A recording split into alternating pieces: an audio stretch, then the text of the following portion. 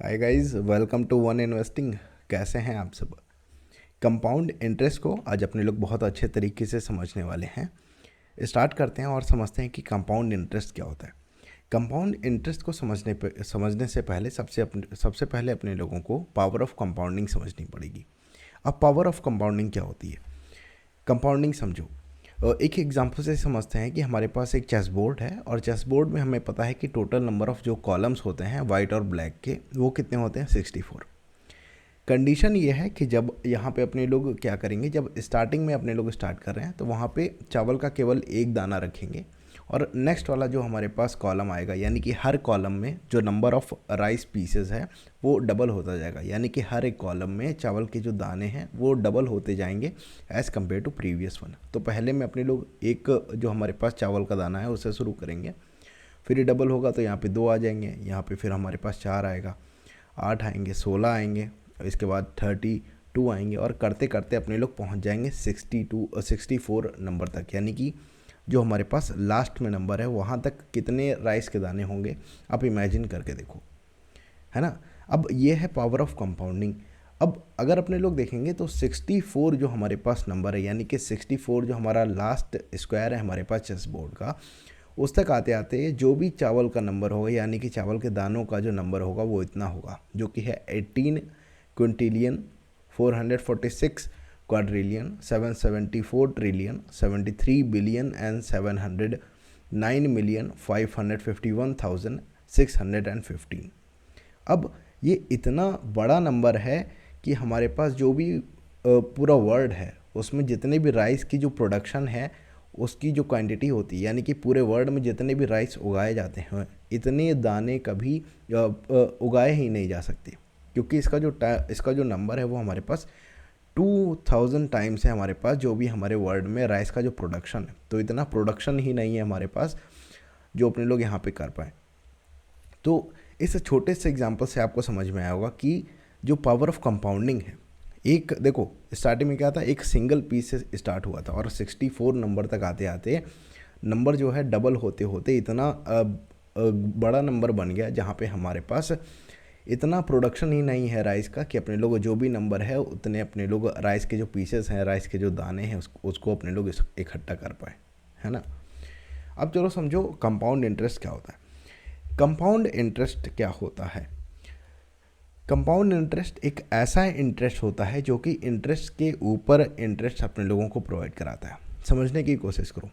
तो ऐसा इंटरेस्ट जो कि अपने लोगों को इंटरेस्ट के ऊपर इंटरेस्ट दे, यानी कि पहले जो हमारे पास स्टार्टिंग में कोई भी हमारे पास जो प्रिंसिपल अमाउंट होगा उसके ऊपर जो भी इंटरेस्ट हमें मिलेगा, उसके ऊपर भी जो इंटरेस्ट मिलेगा उसको अपने लोग बोलते हैं कंपाउंड इंटरेस्ट। एग्जाम्पल से समझने की कोशिश करो। हमारे पास देखो, हमने लिए कि हमारे पास 100 रुपीज़ है, तो अपने लोगों ने क्या क्या किया, हमारे पास 100 रुपीज़ हैं जो कि 10% कंपाउंड इंटरेस्ट से इंक्रीज़ होंगे, है ना। तो एक साल में क्या अपने लोग करेंगे, 10% जो ईयरली है कंपाउंड इंटरेस्ट से हमारे पास 100 रुपये बढ़ेंगे।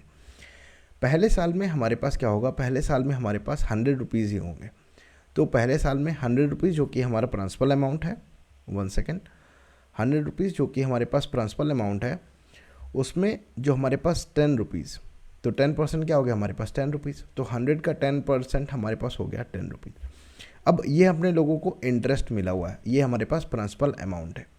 अब प्रिंसिपल अमाउंट था 100 और पहले ईयर में 10 रुपये हमें इंटरेस्ट मिला, तो हमारा पहले ईयर में जो हमारे पास हमारे अकाउंट में जो मनी आएंगे वो कितना होगा, 110। ठीक है।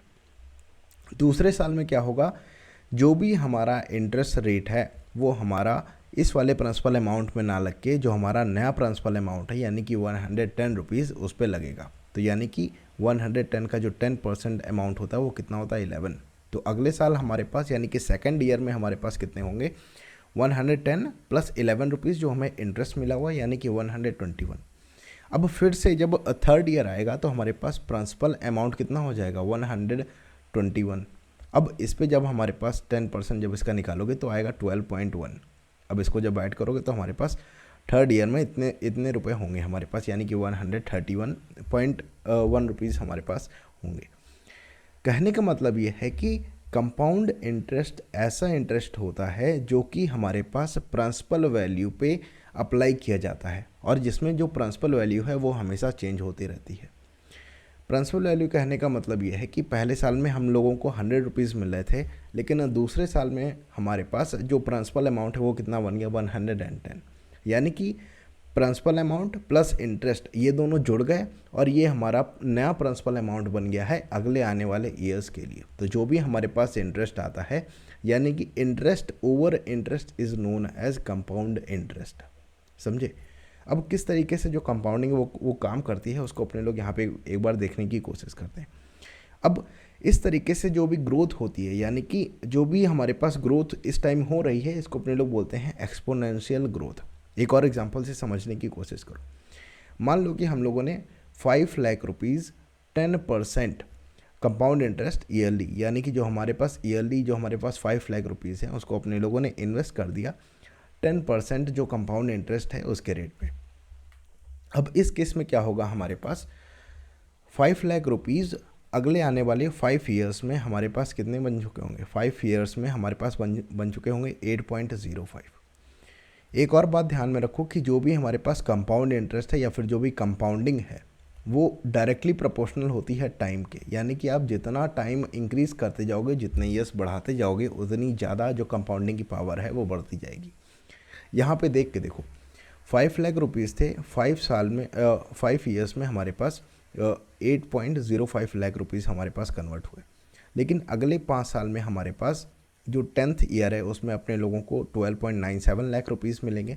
और ऐसे करते करते जब 50 ईयर हो जाए, यानी कि जब 50 साल कंप्लीट हो जाएंगे, 5 लाख रुपीज़ को 10% कंपाउंड इंटरेस्ट के रेट पे ईयरली जो कि हमारे पास है 10% कंपाउंड इंटरेस्ट, तो 50 साल बाद ये जो 5 लाख रुपीज़ थे ये हमारे कन्वर्ट हो चुके होंगे 5.87 करोड़ रुपीज़ में।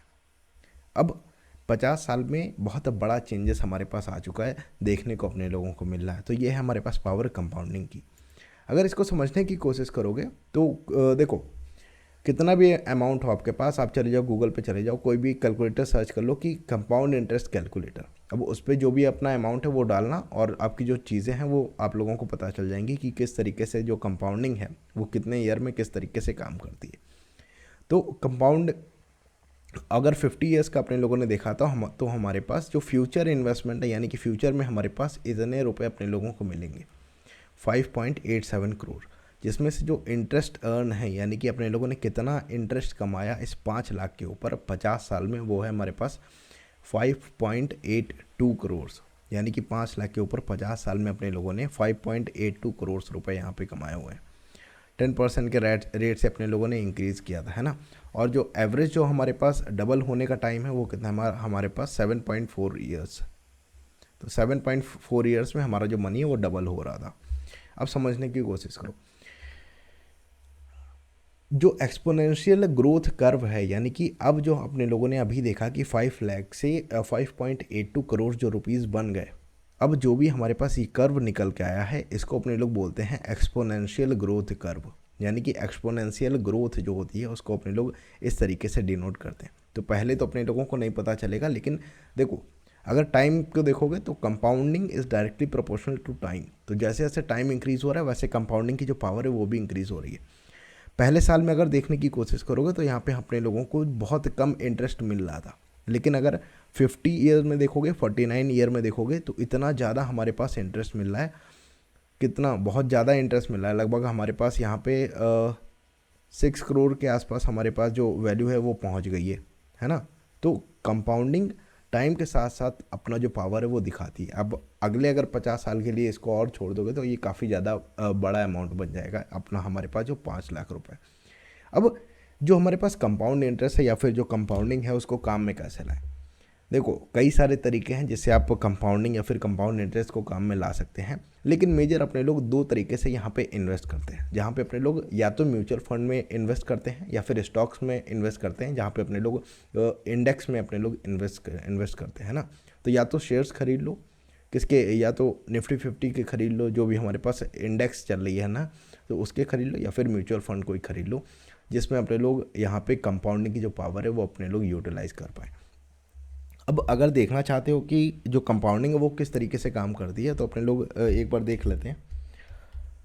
कोई भी यहाँ पे ब्राउज़र खोल लेते हैं, इसको अपने लोग समझ के देखते हैं कि कंपाउंडिंग वाला जो कैलकुलेटर वो किस तरीके से काम करता है। समझने की कोशिश करो। कंपाउंडिंग कैलकुलेटर, कोई भी खोल लो, ये कंपाउंड इंटरेस्ट कैलकुलेटर आ नहीं रहा है, ये हमारा पास जो है द कैलकुलेटर साइट वाला, ये अलग खोल लो, ये सही काम करता है। अब देखो यहाँ पे रुपीज़ सेलेक्ट कर लेना है ना, अपनी जो करेंसी वो सेलेक्ट कर लेना, रुपीज़ है, डॉलर है, जो भी है। यहाँ पे आपका जो इनिशियल इन्वेस्टमेंट है वो आप लोग डालोगे।